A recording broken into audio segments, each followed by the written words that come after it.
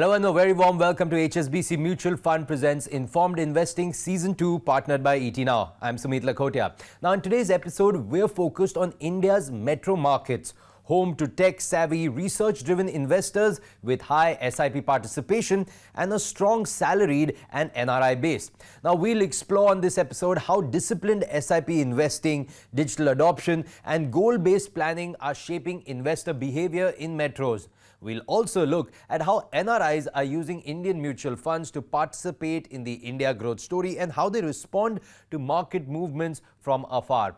Now with that, our theme today is Educated Investors, Evolved Conversations, How to Deepen Client Relationships. And as we explore how informed investors are reshaping the way financial professionals engage, advise and build trust. Also, our panel will share real-life case studies on how meaningful conversations are driving deeper, more lasting client relationships. And I'm joined by a stellar panel of experts. Allow me to introduce them. First up, we have Kailash Kulkarni, the CEO of HSBC Mutual Fund. Hi, Kailash. Thank you so much. Hi, thank you for having us here. And we have also with us Gajendra Kothari. He's the co-founder at Etika Wealth. Hi, Gajendra. Thank you. We have Ram Prasad M. He's the founder at RP Wealth. Hi, Ram. Thank you for coming here. And finally, we have Anup Bhaiya. He's the founder at Money Honey Financial Services. Thanks, Anup, for being here. Hi. All right, gentlemen, let's kickstart things. Kailash, first question to you. We're specifically talking about the evolved investor. So when you talk about investors, and specifically maybe in the metro cities, who might have earlier started off with, just putting small baby steps into the water, but now they've jumped off the high end into the deep pool of mutual funds. How are you seeing these investors having evolved? What are some insights that you've been seeing? So, 10 years back, typically a client would come, they would have heard of a particular scheme or a fund and then said, I want to invest in that. They're not really ready to have a discussion. If the distribution fraternity would say, why are you looking at this? They say, I have made up my mind. So they would come and have a pre-decision that 50% of money is supposed to go into A and B. 50%, okay, you recommend to me. Today when they come, it's a very different day and age, They actually come and say, can you help me grow my wealth for a particular goal or for a retirement? These are informed investors we are talking about. But slowly the time is changing from being very product centric to more goal oriented or more long-term oriented, and people are willing to understand what the true essence of asset allocation is. Right. Otherwise, the entire thing would be skewed to either equity or to fixed income, depending on the risk profile of the customer. Right. People now are willing to take that, saying that, okay, I need to put it into different baskets. I think this is a big change that I've seen with some of the more qualified investors who are now stepping into the market. And now what has happened is over the last 10 years, they've also made a lot of money. So now they are more careful with their money and wanting to do the right thing in the right way. Fantastic. That's a great observation. Gajendra, I'll just take it to you also. This important part about how the investors are becoming more kind of focused on goal-based or thinking about their goals before they're doing the investing. What are your observations in this? So true. As Kailash rightly mentioned, earlier when they used to come, they would just go with the schemes with the highest returns, last 1 year, 3 year, 5 year. Though that is still, it is important, but their conversations, nowadays we receive a lot of mails from investors first time saying that I want to plan this for my retirement or this thing, can you help me out? So there is the word goals linked to your investments, and we always onboards client, we says no portfolio without a plan and no plan without goals. Right. So that's our mantra kind of thing. So because we don't know otherwise what investment is for which goal, and even if you're getting 15% return, it doesn't tell you anything. You may have beaten the markets, beaten the benchmark, beaten other competitors, but you have reached nowhere, right? So you have to tag it to some goal. And by having goal-based approach, we can tell our investors whether you have to run, sprint, or you are good enough to walk towards your goals. So it's much more evolved, and it has gone a step beyond. Now we have started questioning our investors when they tell us their goals. We even question on their goals also. Many people come to us and say, Gajendra, I want to retire at 45. Why 45? What you will do after that? Tell me in detail. Correct. Unless we get a convincing answer. So we are not just a financial advisor, we become a much more kind of a what do you say, psychologist to get to know deep about what they're looking for. Exactly. I was actually going to go to that question, and Ram, I'll come to you with this question, because it is the financial advisor, the distributor is no longer just it's not just a transactional that, okay, this is, I bought this and now I'll redeem it for you when you want it. But the hand holding, the behavior, the guidance, especially when, when markets are up, everyone's happy. But when markets go down, that is when the real help is required. Your experience and how are you seeing things changing, evolving? It's not like doing a transaction. It's like getting into a lifetime relation. When I say lifetime relation, we are involved in all his financial decisions. Sometimes maybe in personal decisions. They talk to us for a wedding, travel, everything we are discussing. And now clients have come to a stage when they invest in mutual fund, the losses we talk now, people are scared of losing their capital, right? Now it's clearly known to clients that whatever money going down, it is a partial and temporary loss. It's not permanent or full loss. People have understood this logic. Now people are not scared of market. But that's great because they're understanding the ups and the downs. Yes. And more importantly, working towards with their goal and with a good relationship with their advisor. I say one line to my client, it's not how hard we working. It's that how hard we make our money work for us. That decides the future. Your salary is not permanent and your age, your health, nothing is permanent. If you can make your money work for you, that's permanent. That has no retirement. That never ask you for vacation. Make your money work for you, then you can achieve anything. That's very well put, Ram. That's a great line. Anup, one other part is these conversations that you have with your with the customers, with the clients. It's also about educating them constantly, but of course it's also about the level of education, because now you can't talk to them about the basics. Again, how are you seeing things change? How are you handling this change at your end? Let me, before I answer this question, let me answer the questions which you had asked to Kailash. I started my career in '99, and when I used to go to the client and present a mutual fund, they used to look at in a suspicious way. And most common answer was, fund manager paisa banayega, humko kyun paisa bana kar dega? That was a very common answer from a client perspective. In today's parlance, that is not the case. Today, I think clients are open. Clients are wanting their share of their investment into the mutual fund, basically. Now, coming to in terms of the product understanding, they don't just ask the flexi cap kyun chahiye. They also look at why this one scheme you are giving me a multiple family portfolio. The overlapping of the portfolio or a duplication within the portfolio, they all ask those sort of questions also. So I think client have evolved. Client ask a lot of questions in terms of on the schemes, fund managers, and other things also. That's important. Sumit, I just want to add one thing, which is because it kind of triggered by what he said. Earlier, majority of the clients, they only wanted a face-to-face. Today, a lot of clients are okay by communicating through technology, right, and getting the advice. Exactly. Which is very different. And in fact, in Anup's case, that's majority of the clients are there. So long as you can give the right kind of solutions to them, they are okay doing that. That's actually what I was coming to, because how are you seeing the technology aspect coming into kind of, like you said, the clients are now more and more okay to interact via technology, but are you also seeing them using tech to be more updated, coming up with more queries saying that, listen, this is what my research was online, what do you say? So absolutely, I mean, see, tech is free, right? Today, you just punch in a few words or talk in your phone and it gives you 15,000 options which are there, and then you can, it's very easy to form an opinion and say, oh, these 3 schemes are the best schemes that are there, or this category is the best category. And then earlier, 5-7 years back, the client would actually challenge them, saying, you haven't recommended this category, pharma has done so well, then why have you not given it to me? And then they would take pains to say, listen, I'm not giving you thematic funds, I'm giving you broad-based fund. So there was that part.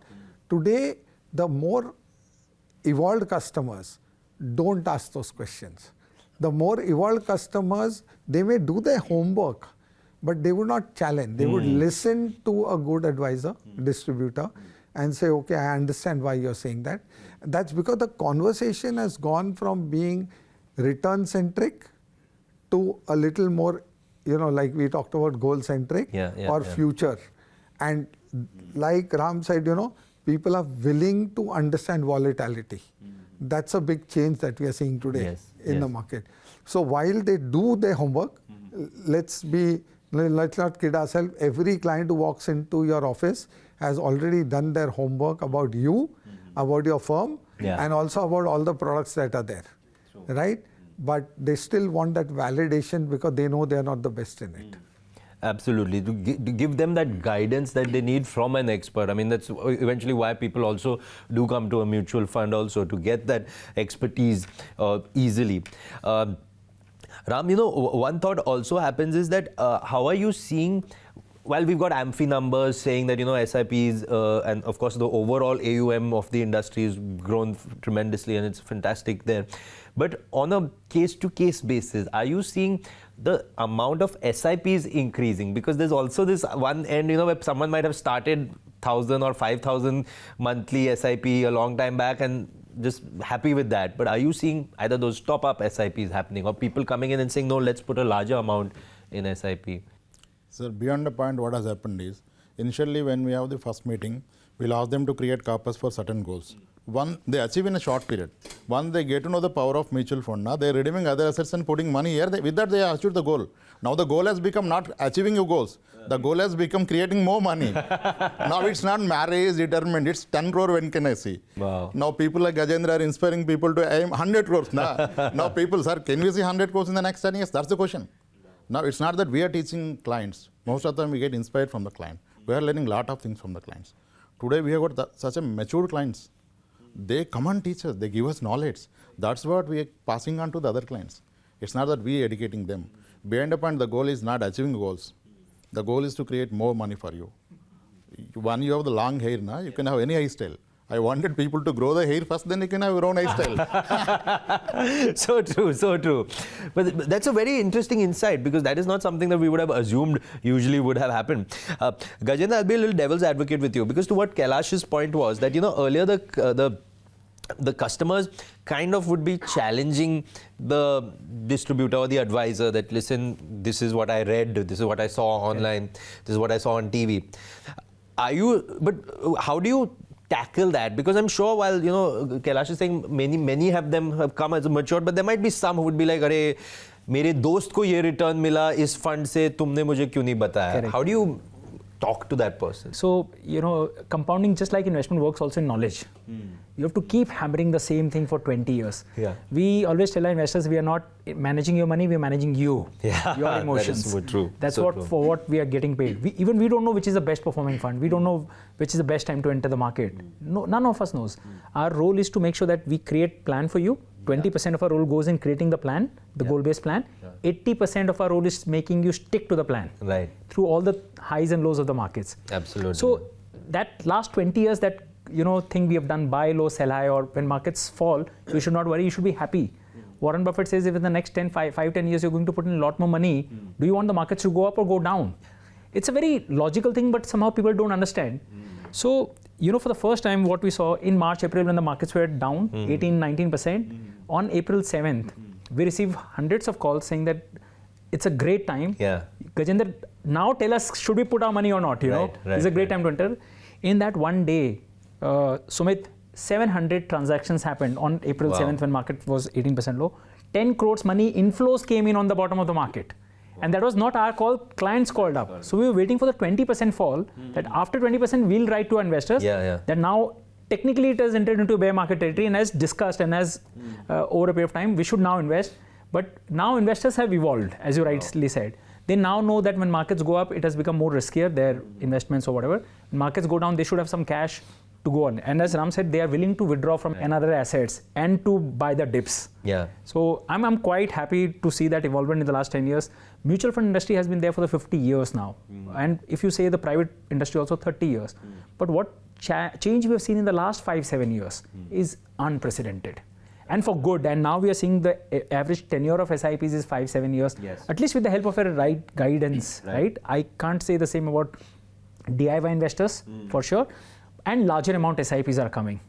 It's not that 5,000, 10,000 people are now linking their SIPs to goals, and as far as, till their goal is achieved, they're willing to stay invested. So it's a big positive change. I think we still have a lot more work to do through these programs, awareness. We still have 7% of the Indians investing. Yeah. So I think another 50 years we all can be busy. Well, on that note, it's time for a very short break, but this special episode of HSBC Mutual Fund presents Informed Investing Season 2, partnered by ET Now, continues on the other side. We'll be right back.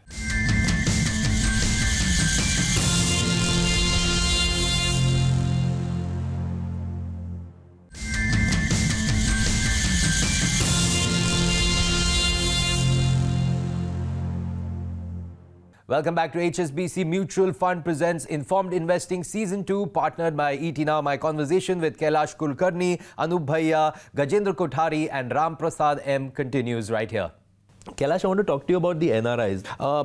Your thoughts, how are you seeing NRI contribution to the mutual fund industry? I know it's rising, but again, any observations from that? Any conversations that you've had with people? So, we've been doing, as HSBC, we've been doing a lot of roadshows globally to say why India now.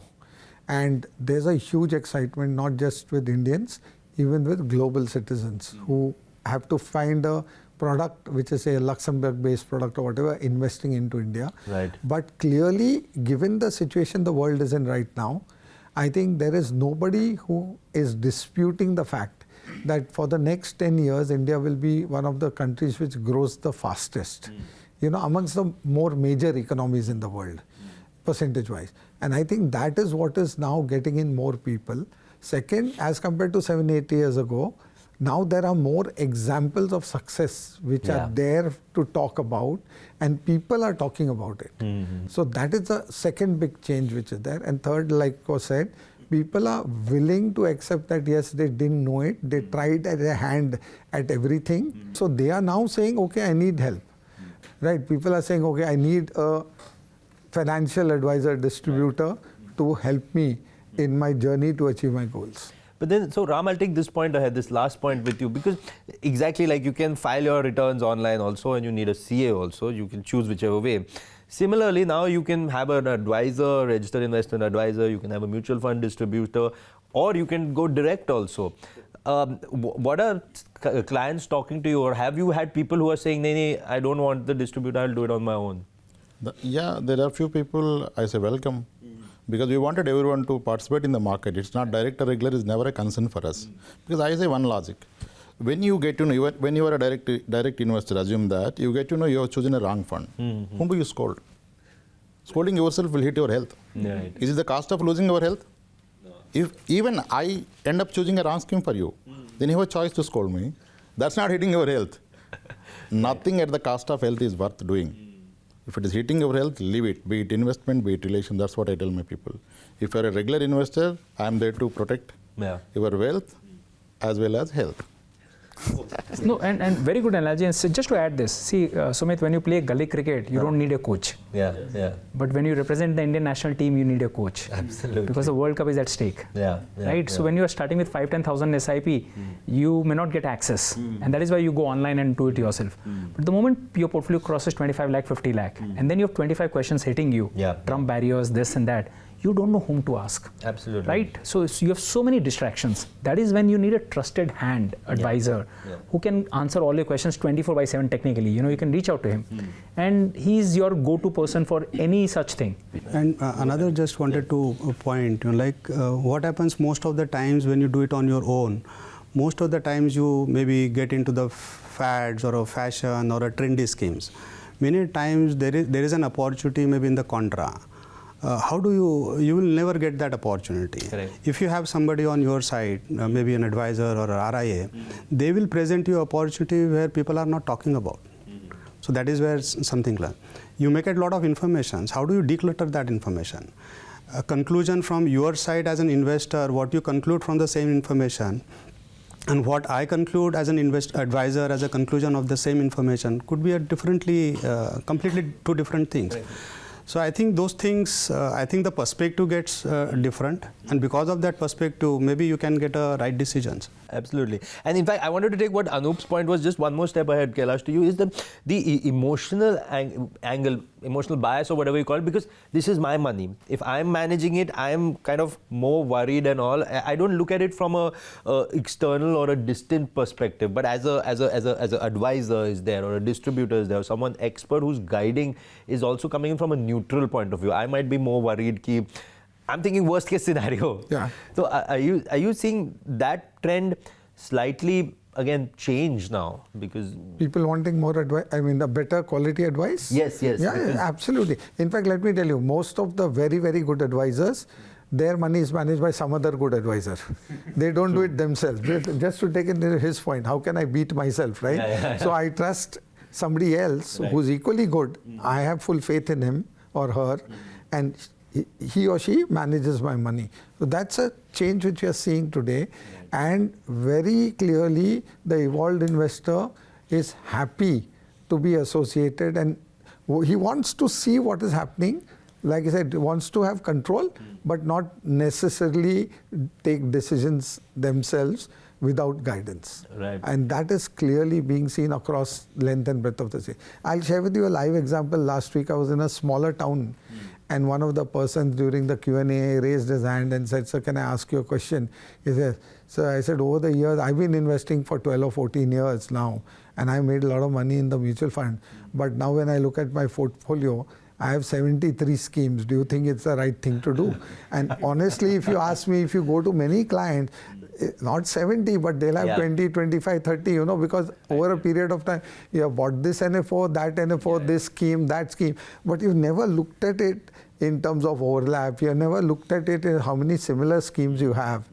So, you know, those things are now starting to hit there, because they're also reading up about it. Why asset allocation is important. Why. And people also, you know, the tax harvesting bit also comes, I think, when you sit with an expert who guides you. Otherwise, people might not realize it, that you can sell to a certain amount and not be taxed for that. So that helps you kind of remove the overlap also, you know. These kind of nuances definitely help. Kailash, one more point is, are you now, would you say that maybe SIPs are no longer just kind of a saving thing? They are a wealth generating engine. You know, at one point of time, maybe somebody would have said, let me save money, put it in my cupboard, or put it in the bank, or put it in an FD. But with SIPs, they've now become like wealth generating engine. So I think SIPs as a saving thing has died long back. And you know, today, how people are looking at SIP and how they used to look at it earlier, they would decide a amount and they'll say, I'll do so much SIP. Today, that's not the case. They say, this is my total income. This is my fixed expense, which I have to do every month. This is my expense, which is discretionary. Yeah. And after all this, this is what I have left. And 80 to 90% of that is what I'm willing to do in SIP. So if I go to a client and I think by judging by him, I'll say, okay, this guy, I can take 10,000 rupee SIP. If I use this formula, actually the SIP can become 25,000 rupees. You know, people underplay it so much, right? Or we underplay it so much that we don't believe that that guy can be more than 10,000 rupee. So we say, ha, 10,000 ka kar lo. But actually there's a science to this madness. And if you apply the right science, the SIPs just quantify and go up significantly. And I think the SIP books which all these three gentlemen run are very substantial, you know, and this is the reason why. Well, I would have loved to have the conversation going longer and longer, but we're running out of time. Thank you, gentlemen, for your time, for these invaluable insights that you have shared with us. Ladies and gentlemen, you've been watching this special episode of HSBC Mutual Fund Presents Informed Investing Season 2, partnered by ET Now. And I'm sure you're taking back some very valuable insights from our conversation. Thank you so much for watching.